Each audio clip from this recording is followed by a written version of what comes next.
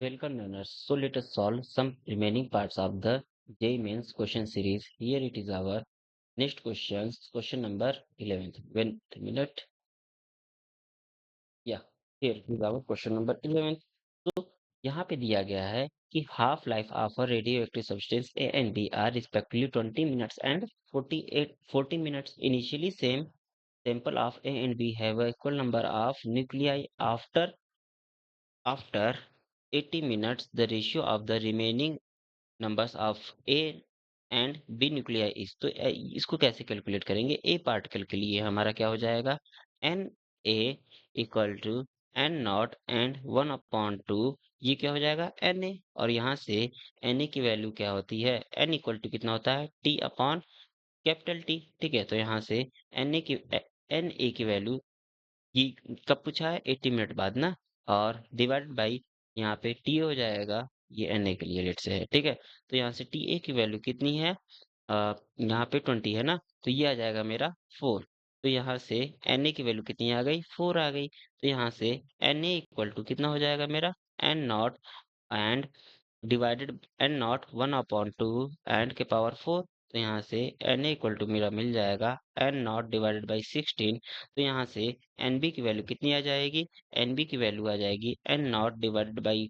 N nought and 1/2 और यहाँ से आ जाएगा एन बी तो एन बी भी कैलकुलेट कर लेते हैं एन बी इक्वल टू कितने हो जाएगा टी अपॉन टी बी और यहाँ से ये 80 मिनट्स है ठीक है और डिवाइडेड बाई कितना दिया गया है ये 40 मिनट्स है टी बी की वैल्यू तो यहाँ से एन बी की वैल्यू कितनी हो जाएगी मेरी 2 आ जाएगी ठीक है तो यहाँ से ये कितना आ गया मेरा एन नॉट एंड 1/2 के पावर 2 हो जाएगा ये हो गया मेरा एन नॉट डिवाइडेड बाई 4 तो यहाँ से हमें क्या करना है N A divided by N B find करना है ये कितना आ जाएगा मेरा 4 डिवाइडेड बाई 16 और ये आ जाएगा मेरा 1/4 तो ऑप्शन मेरा सी क्या है correct option okay next question solve करते हैं इस क्वेश्चन में क्या है कि 7 कैपेसिटर्स दिए गए हैं ठीक है तो लेट से ये हमारा जो है इसका कितना आ जाएगा रिजल्टेंट ये पैरेलल में है ना तो इसका रिजल्टेंट यहाँ से हम इसको कैसे डिनोट कर सकते हैं इस कैपेसिटर्स को यहाँ पे केवल इस पोर्शन को की बात करें तो यहाँ से हमारा ये दोनों पैरेलल में है तो ये कितना आ जाएगा मेरा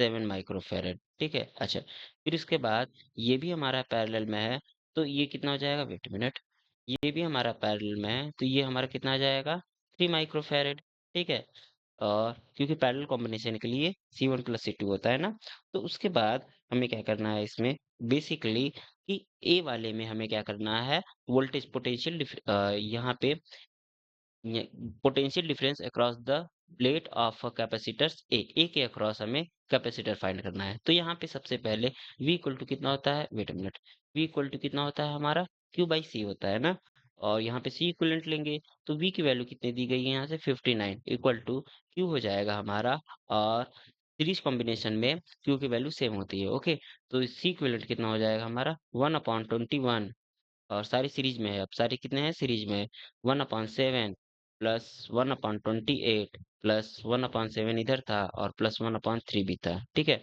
इसको इक्वेट करेंगे तो यहाँ से ओवरऑल क्यू की वैल्यू कितनी आ जाएगी 84 डिवाइड 84 आ जाएगा ठीक है 84 माइक्रो में था ना तो ये 84 माइक्रो कुलम्ब आ जाएगा ओके ये क्यू की वैल्यू आ गई अब हमें क्या करना है वी ए की बात वी ए की बात करनी है तो V equal to Q upon कितना हो जाएगा हमारा सी ए हो जाएगा और यहाँ से क्यू की वैल्यू 84 है और सी ए की वैल्यू कितनी है यहाँ पे 7 है माइक्रो से माइक्रो कैंसिल आउट यानी 84 डिवाइडेड बाई 7 और वोल्ट हो जाएगा यानी वी ए की वैल्यू इसको कैलकुलेट करेंगे तो 7 × 1 = 7 और 7 × 2 = 14 तो 12 वोल्ट हमारा आंसर आ जाएगा ओके सो यहाँ से ऑप्शन ए क्या है हमारा करेक्ट ऑप्शन है नेक्स्ट क्वेश्चन सॉल्व करते हैं इसमें क्या है एक metal disc capital R radius का है और उसकी एंगुलर वेलोसिटी ओमेगा है ये perpendicular to the plane passing through its centre of magnetic in a magnetic field of induction B perpendicular to the plane of the disc. The induced EMF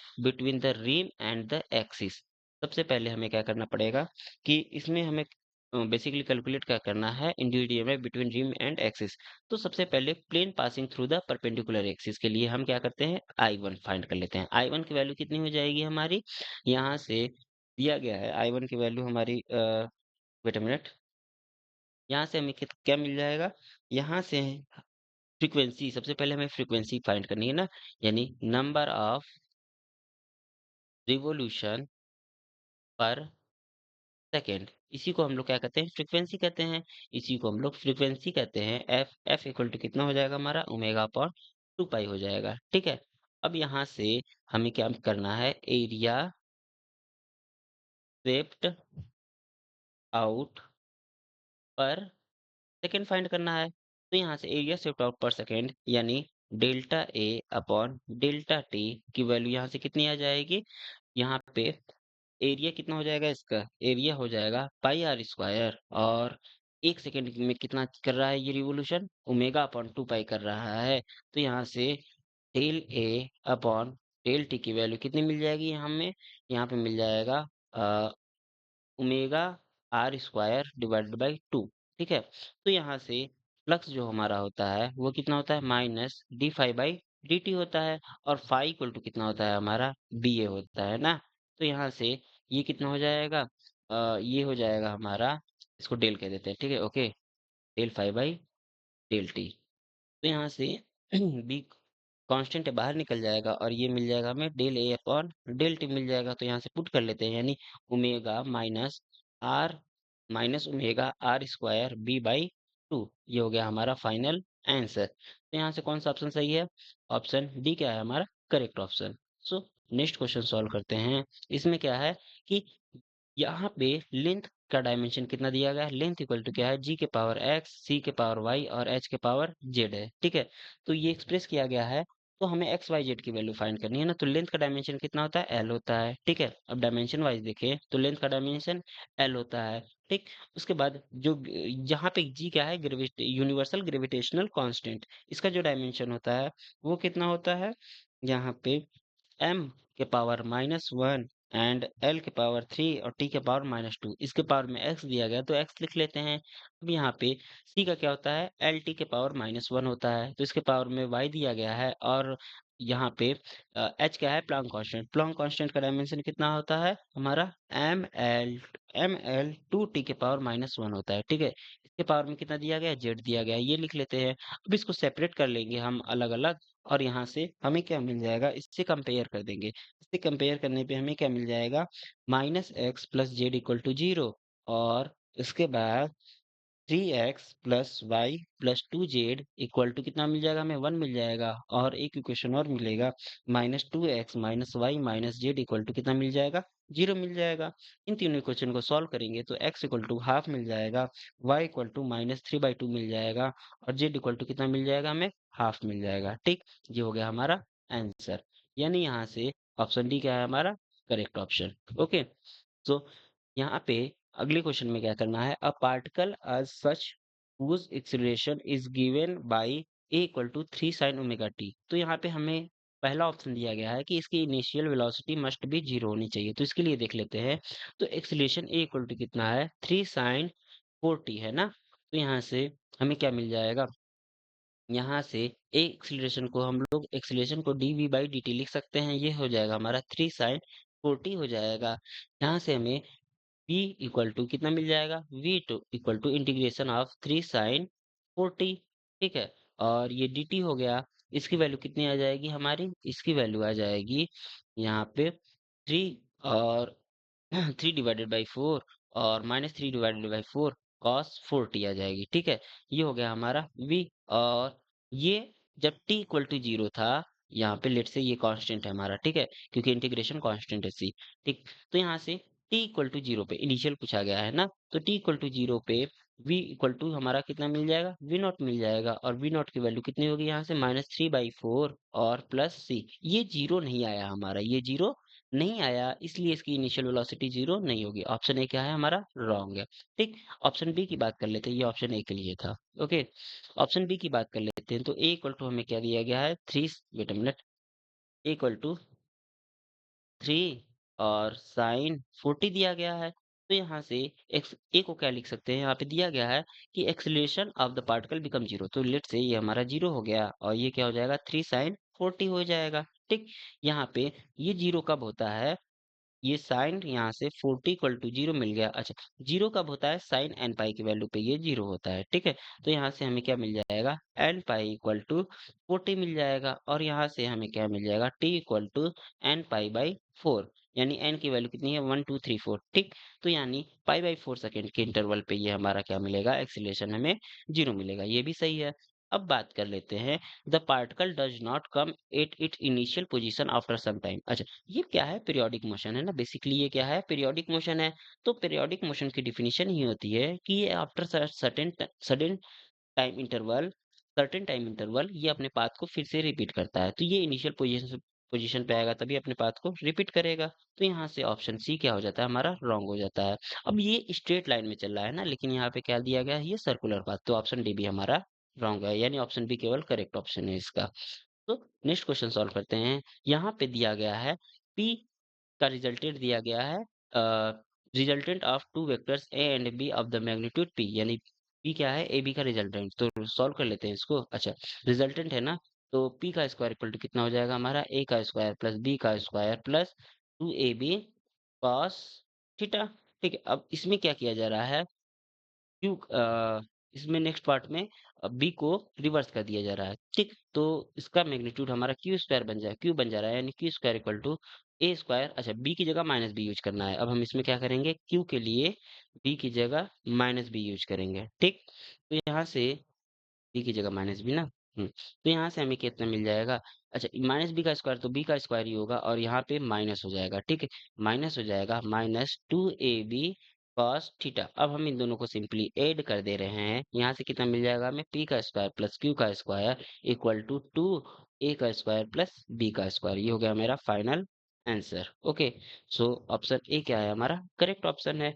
next question पे चलते हैं। इस question में क्या है कि एक small Sphere is suspended by a string from the ceiling of the truck, ठीक? ये लेट से हमारा ट्रक है, ओके? अच्छा, ये ट्रक हो गया हमारा और ये इस डायरेक्शन में ए एक्सेलरेशन से मूव कर रहा है। तो ये सबसे पहले ये इनिशियल पोजीशन है, ठीक है? इनिशियल पोजीशन पे यहाँ पे मास लटका हुआ है और ये लेट से एम जी हो गया, ठीक? तो यहाँ से इनिशियल पोजीशन में इस पे टेंशन कितना लगेगा? टी नॉट, ठीक है? अच्छा, दूसरे कंडीशन पे इसमें क्या हो रहा है कि ये हमारा मूव कर रहा है। ये क्या कर रहा है? हमारा मूव कर रहा है, ओके? तो ये ए एक्सेलरेशन से हमारा ट्रक इधर की ओर मूव कर रहा है, तो ये जो स्ट्रिंग था, ये क्या होगा हमारा? इस पे सूडो फोर्स लगेगा और ये इस डायरेक्शन में आएगा, थीटा एंगल बनाते हुए ये इस डायरेक्शन में आएगा, ओके? तो इस पे क्या लगेगा? सूडो फोर्स हमारा एमए लगेगा और यहाँ पे इस पे एक्ट करेगा क्या? एमजी एक्ट करेगा और टेंशन हमारा टी ये हो जाएगा।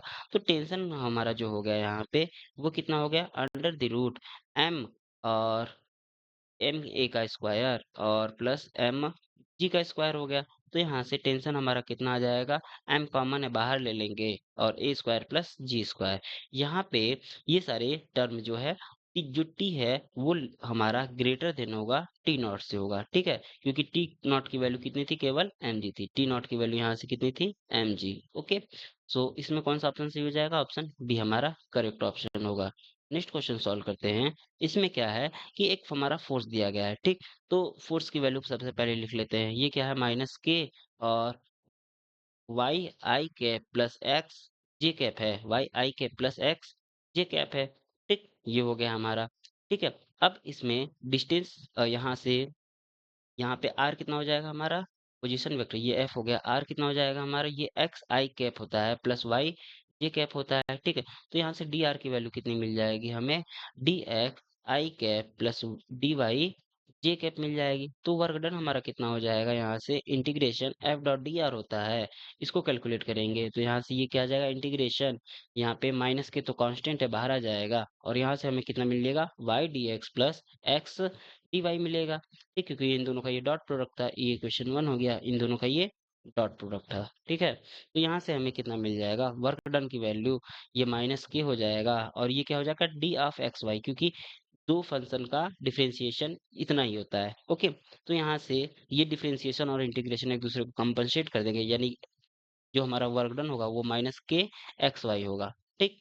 तो ये हो गया हमारा वर्क डन। अब पहले कंडीशन की बात कर लेते हैं, W1 जब हमारा यहाँ से x इक्वल टू 0 था और y इक्वल टू क्या था हमारा? a था, तो यहाँ से वर्क डन कितना आ जाएगा? 0 आ जाएगा, ठीक? क्योंकि यहाँ पे y की वैल्यू x की वैल्यू 0 रखेंगे तो ये 0 आ जाएगा। दूसरे कंडीशन में क्या था? W2 जब हमारा x भी a था और y भी क्या था हमारा? a था। तो यहाँ से W2 की वैल्यू माइनस k और x की वैल्यू a और y की वैल्यू a रखेंगे तो k a स्क्वायर आएगा, ठीक? तो ओवरऑल हमारा work done W equal to W1 plus W2 हो जाएगा, यानी W इक्वल टू माइनस के ए स्क्वायर आएगा।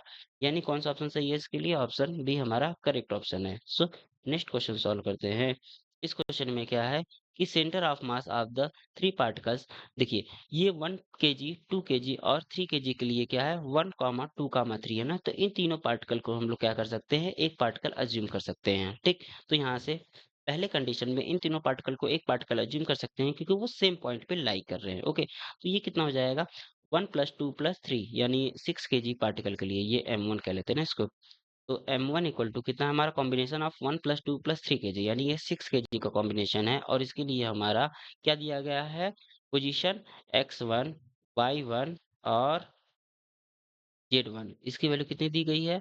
1, 2, 3 दी गई है, ठीक? अच्छा, यहाँ पे 3 केजी और 2 केजी के पार्टिकल को -1, 3 और -2 पे रखा गया है। तो यहाँ से इन दोनों को हम एक पार्टिकल अज्यूम कर सकते हैं, 3 केजी और 2 केजी के पार्टिकल को।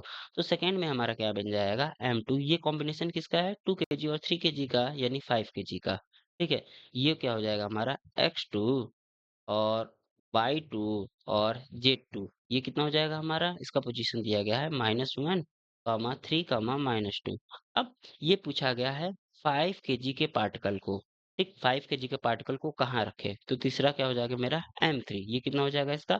5 केजी के पार्टिकल को कहाँ रखें? तो लेट्स से इसको x3, y3 और z3 पे रखते हैं, ताकि यहाँ पे देखिएगा centre of mass of a entire system lies at a centre of mass of first system, यानी यहाँ पे लाइज करे, यानी इसको रखने पे इसको किस पोजीशन पे रखें कि हमारा जो ओवरऑल सेंटर ऑफ मास है वह एक्सियम, यहाँ पे आरसीएम ना। तो यहाँ से आरसीएम ये कितना हो जाना चाहिए हमारा? कि यहाँ पे लाई करना चाहिए 1, 2, 3 पे। अच्छा, आरसीएम की वैल्यू क्या होती है? एक्सियम और वाईसीएम और जेडसीएम। तो हमें यहाँ पे एक्ससीएम की वैल्यू कितनी है? 1, वाईसीएम की वैल्यू 2 और जेडसीएम की वैल्यू 3। तो लेट से हम कैलकुलेट करते हैं एक्ससीएम। एक्ससीएम की वैल्यू 1 है और ये कितना होता है मेरा? m1 x1 plus m2 x2 plus m3 x3। Okay, तो डिवाइडेड बाई कितना हो जाएगा? m1 plus m2 plus m3, ठीक? तो यहाँ से हमें x3 की वैल्यू कितनी मिल जाएगी? इसको कैलकुलेट करेंगे सारे वैल्यूज को पुट करने के बाद। तो x3 की वैल्यू कितनी मिल जाएगी यहाँ से हमें? वेट अ मिनट, x3 की वैल्यू यहाँ से कैलकुलेट करने पे हमें मिलेगी x3 की वैल्यू 3 मिलेगी, ठीक है? तो ऐसे ही YCM इक्वल टू कितना आना चाहिए हमारा? 2 आना चाहिए। तो ये क्या हो जाएगा हमारा? M1 Y1 plus M2 Y2 plus wait a minute, ये Y2 है ना?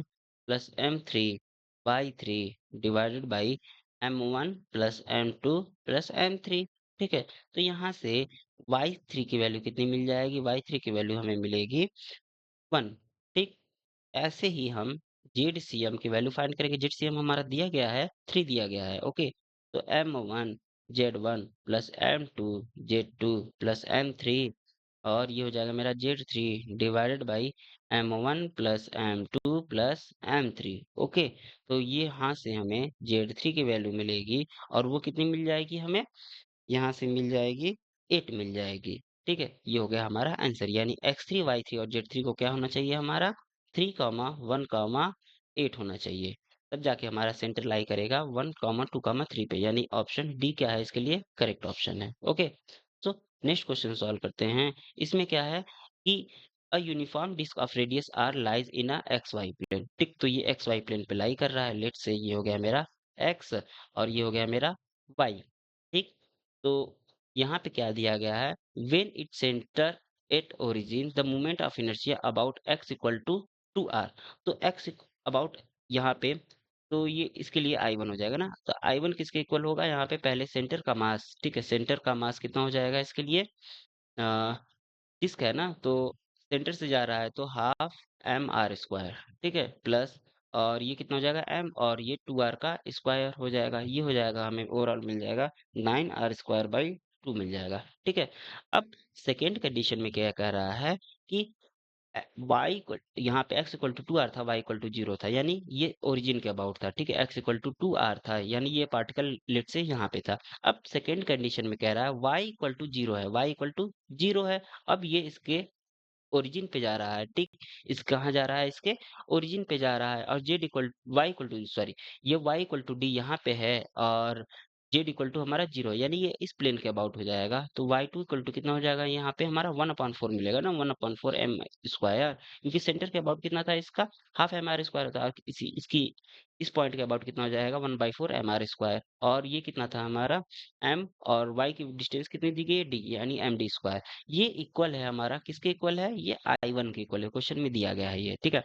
कि ये it is the equal to the moment of inertia about axis y equal to d and z equal to 0।